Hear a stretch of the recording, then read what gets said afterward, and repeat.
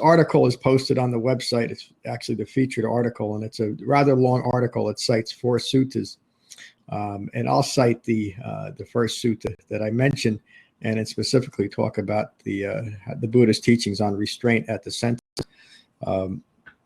This is from the article. The Buddha teaches those gathered that having developed 4 qualities, a Dhamma practitioner cannot lose the way and is free of clinging to views. When one has fully integrated the Eightfold Path, they are established in virtue, they guard the 6th sense base, they know moderation in eating, and they are devoted to mindfulness. And how does one establish virtue? They are continually mindful of the precepts and the various factors of the Eightfold Path. They understand even the slightest unskillful actions.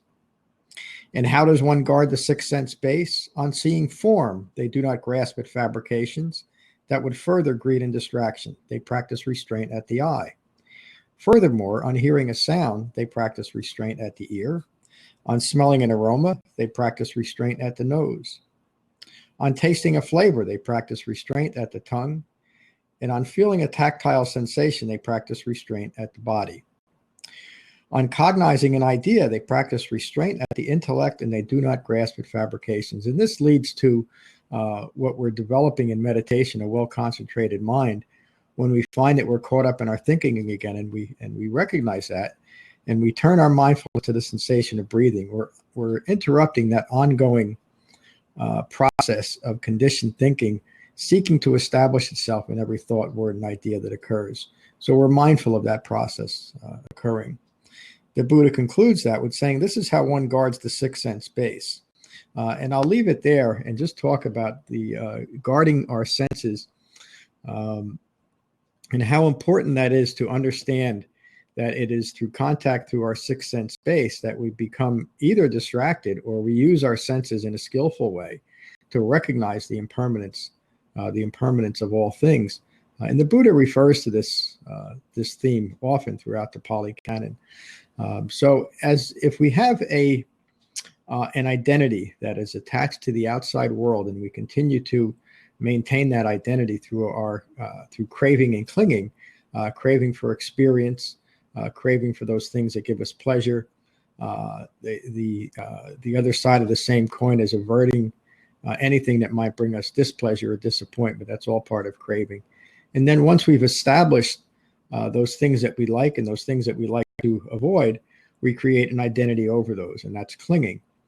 And it's through contact with the senses that we begin that process. So if we can learn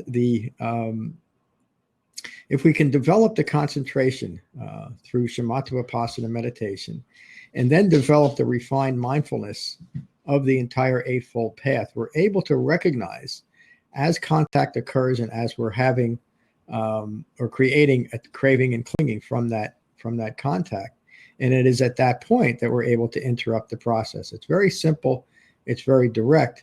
But as our minds are distracted by that constant suit of pleasure and constant aversion of unsatisfactory experiences, it's very difficult at first to recognize this process.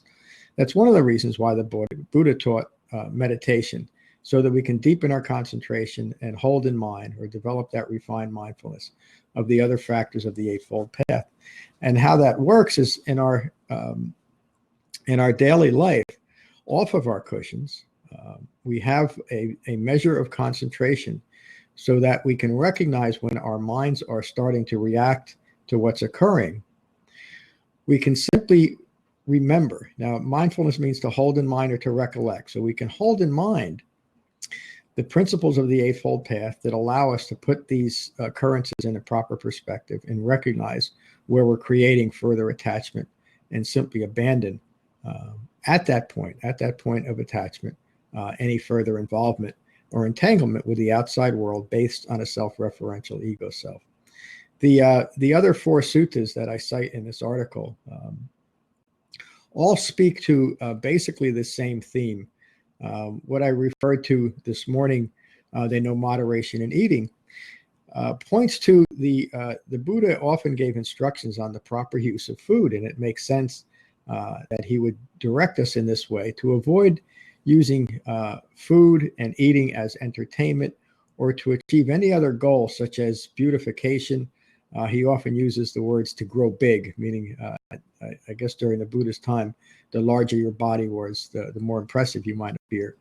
And to simply use eating and very mindful eating to maintain the health of the body as well as we possibly can, keeping in mind the ever-changing nature of our physical well-being, to maintain our physical well-being as best as we can, so that we can practice the Dhamma and awaken fully in this lifetime.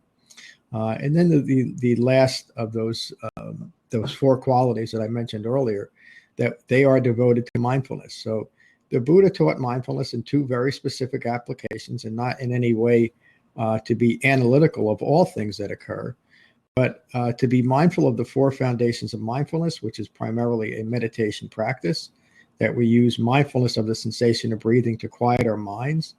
And so that during a meditation session, as feelings and thoughts arise, we're able to maintain a dispassionate mindfulness of what is occurring and not react to that, maintain our concentration, and also to recognize how reaction or lack of reaction to feelings and thoughts results in either a disturbed mind or the quality of mind of deep concentration, a mind of equanimity. And that's the fourth foundation of mindfulness. The other application that the Buddha taught mindfulness was simply to be mindful of each factor of the Eightfold Path. And that points, again, back to meditation, the need for deepening concentration so that we can actually develop that level of refined mindfulness to integrate the Eightfold Path into our lives and use that as our framework for developing awakening, or developing as a fully mature human being. So let me see if anybody else has joined us. No. So Kevin and Mark, I'm going to invite you on screen if you'd like to join. I'll see if you have any questions. I think it's at the bottom of your screen once I hit the invite button, and you can choose to accept. So I hope this works out. It usually does. So Kevin, I'll invite you on. I hope you can join us. And Mark, I'd like you to join us too if you can. So just accept, and we can have a little conversation now. I'm going to take the article off too. Hey, there's Kevin. How are you, Kevin? Hey, John. Can you hear me? I can. Can you hear me? Oh, yeah, I can hear you. I can hear you. No, thank you very much. One thing I thought of when you mentioned that the food sort of, I guess, metaphor, I mean, I was thinking that maybe the senses and the worldly causes and conditions, or dukkha, distraction, could be a buffet for the senses, and not to, attach or overeat the senses, or I think you know what I mean, that the senses can be, excessive, and if we attach to those things, then we're not maintaining our calm mind state. That's exactly right. I started the article by referencing a common quote today. What is it? Life is a buffet. Don't leave the table hungry, which is an adaptation to something that Aristotle said many years ago, about 300 years after the Buddha's death, that basically life is a banquet. Don't leave thirsty or drunken, meaning don't overindulge. So that directly relates to what you're talking about, and not becoming so enamored with our senses, whatever they may be, which is certainly intimately involved with eating, and letting that lead to a type of mindless eating where we simply indulge in everything that appeals to us, and to develop that mindfulness that we're eating for sustenance of the body. And the most important thing in relation to our human life is to use that life mindfully and with wisdom and develop awakening. So you bring up a really good point. I see that, Mark, that you forgot your laptop, and I'm glad you joined us today. Do you have any, Mark? You could type in any questions you might have too if you want. Kevin, are you home or are you on the road, Kevin? I'm in my office. This is I need to put up a nice picture. I have a abandoned golf picture. Maybe I'll put back there so I can have a little. I've got a window though.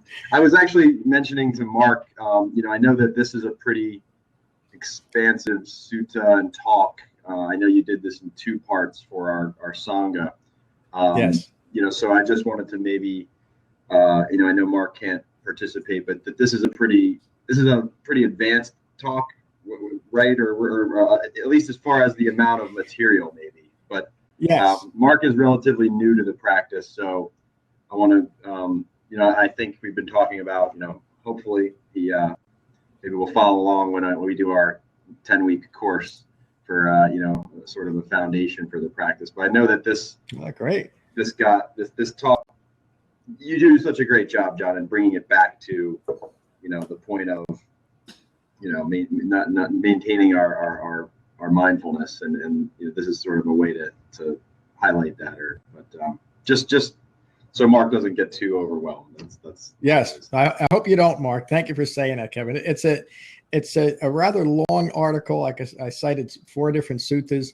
I wouldn't use the word advanced simply because I don't believe that the Buddha taught anything that's advanced, but it certainly takes a foundation in what the Buddha was teaching and how this relates to it. So, of course, anybody that hears restraint without that proper context could easily get confused by it. So I hope you're not, Mark. There's a lot to the Dhamma, but everything that the Buddha ever taught was taught in relation to the Four Noble Truths. And the only path that he taught was that Eightfold Path. And that's what we talk about in all my classes. Kevin referenced the upcoming 10-week course that we'll be doing in Frenchtown. And each week we'll talk about a different aspect of the path, and the whole course brings these teachings together in that way that it's easily understood and nothing's taken out of context. So thanks for bringing that up too, Kevin. Mark, so you can type this answer in if you want, or you don't have to, but if you have a meditation practice, what I teach here and what we're about to do in a few minutes is called Shamatha Vipassana meditation. And in relation to this talk today and the Buddha's teaching, that meditation method is primarily used for developing concentration so that it can support the refined mindfulness that's necessary to develop the entire Eightfold Path. So to that end, the meditation method is to be mindful of the sensation of breathing in our bodies and to simply recognize when we're caught up in our thoughts, recognize that and return our mindfulness to the sensation of breathing. If you are starting out, I'd suggest you start with short periods of meditation. There it is. Great. So I teach something that's quite different from if you're talking about the Nuka Dampa tradition in practical application and scope.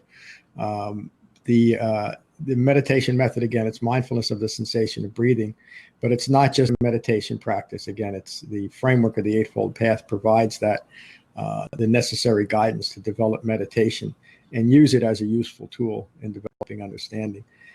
And just so you know, Mark, I think you probably do if you've talked to Kevin, there's years of articles and talks on meditation within this framework on crossrivermeditation.com. And there's a recording of this meditation, Shamatha Vipassana, there too, that you could download. So I hope you continue to join us. I see no idea what any are. You will. The other thing, Mark, is be very gentle with yourself. Take your time. And develop the practice as you can while being mindful of what the Buddha taught is usually quite different than what's presented as modern Buddhism today. And that's not to say that modern Buddhism is in itself inauthentic. It's just often not what the Buddha taught. I think that I gave Mark, through one of my travels, I might have given him the introductory booklet of yours, John. I think he had that, the Shamatha Vipassana, the yellow booklet. Yeah, I see. Mark says it's incredibly hard to actually meditate free of thought. Mark, I'm so glad you said that, because the purpose of meditation, certainly the purpose of the meditation that the Buddha taught, is not to be free of thought. It's simply to not be distracted by our own thinking. And that's the difference between developing a meditation that might lead to a trance-like state, as opposed to using meditation as a tool for deepening concentration. So we are, you'll hear me say it during the introduction to meditation in a few minutes, but we are conscious beings. The purpose of meditation is to not deny that we're conscious beings and to create a mental state where there's no apparent thought. I could teach you both that, very quickly. And the reason why I don't teach it is that it's not useful and it's actually contradictory to what the Buddha taught. What we're learning to do in meditation is to simply not be distracted by our own thoughts, to develop a samadhi, which means a non-distracted quality of mind, that we can take off our cushions and remain as realistically possible distraction-free. In other words, what that points to is to be able to have that refined mindfulness where we can be present in our life as our life occurs without the distraction of our own thoughts that are stuck towards clinging and craving views. And I know those are new concepts to you, Mark, but that's what's developed through the Dhamma. If you don't understand everything at first, you won't be the first one. Everything was very confusing for me, and I would say for Kevin, for a long time, until everything is put in its proper context. It can be very confusing, and that's why I teach the way I teach, is always in the context of the Four Noble Truths, and then it begins to make sense. So let's meditate. Unless you have any other questions before we begin, I'm going to take you off screen while we meditate, and then I'll invite you back on screen after our 20-minute meditation. So, see you in a little bit, Kevin. So, Mark, I understand you're new to this method of meditation, but it's basically the same as everything you've done before, with the possible addition of simply being mindful of the sensation of breathing. So that being said, find your relaxed meditative posture and gently close your eyes and gently close your mouth. And holding your back straight but not stiff, your ears aligned with your shoulders, your nose aligned with your navel, but holding yourself very loosely, very gently, very lovingly. Allow yourselves to settle into your room wherever you are. Settle onto your seats. Settle into your bodies. And settle into your minds. And take a moment to become aware of the sensation of breathing in your body. Just get a feel for what that's like. To be mindful of your breath in your body.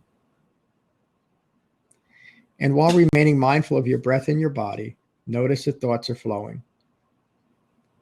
We're conscious beings. Thoughts should be flowing. The purpose of shamatha vipassana meditation is to not be distracted by our own thoughts. So when you find that you're caught up in your thinking again, simply acknowledge that and return your mindfulness to the sensation of breathing. I'll repeat that. When you find that you're caught up in your thinking again, simply acknowledge that and return your mindfulness to the sensation of breathing. Relaxing thoughts, remaining mindful of our breathing. And we'll meditate for 20 minutes with callbacks every 5 minutes.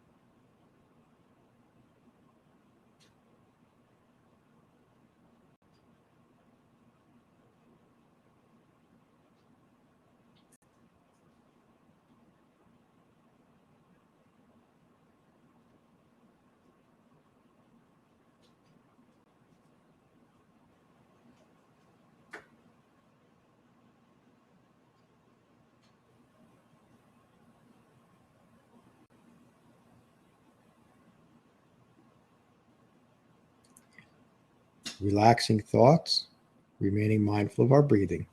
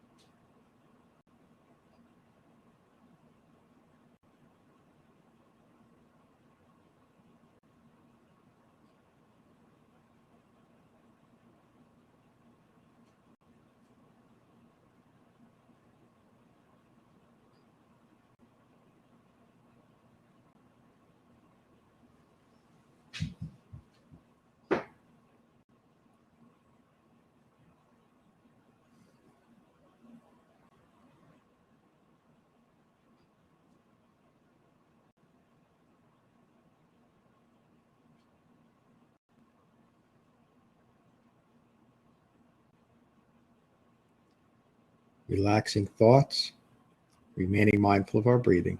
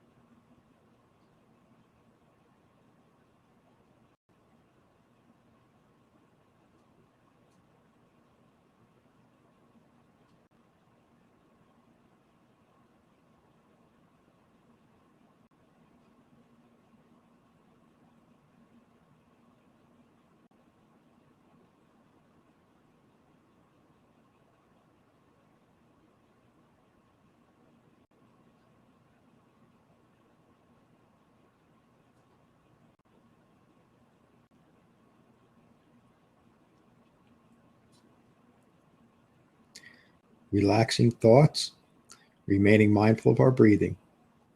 If a persistent thought or feeling arises, stay with it for a moment or two, recognize it as impermanent, and return your mindfulness to the sensation of breathing.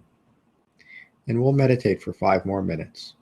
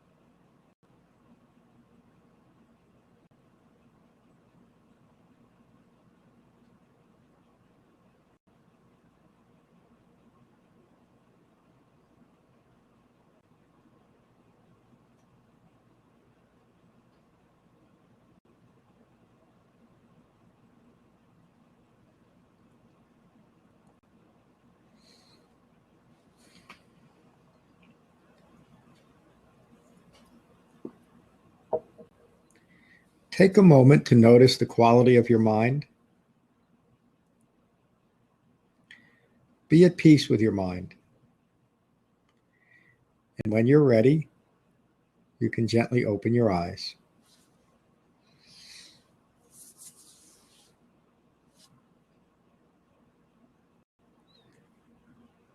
So I'd like to invite Kevin back on the screen. And Mark, if you have any questions about what you've just done, please type them in. Mark, there should be a button at the bottom of your screen if you want to join us again. And Mark, were you able to maintain the method, meaning recognize when you were caught up in your thoughts and then return your mindfulness to the sensation of breathing? And I'll give you a moment to answer if you can. Kevin, are you able to get back on screen? Yeah, I think there's a button at the bottom of your screen where you can accept the invitation. Or maybe, there you are. Got it. I was going to say, or maybe you need to get back to work. Mm-hmm. How was your meditation?